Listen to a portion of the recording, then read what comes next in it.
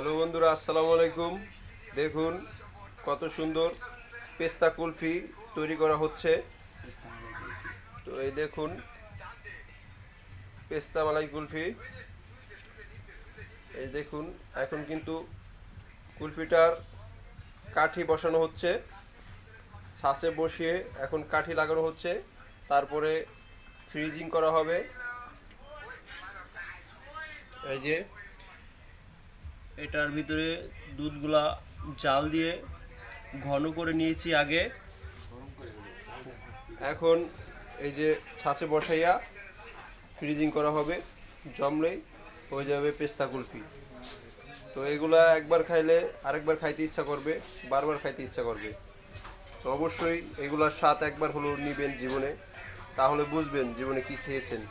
তো ধন্যবাদ সকলকে। ভিডিওটি ভালো লাগলে অবশ্যই চ্যানেলটি সাবস্ক্রাইব করে রাখবেন।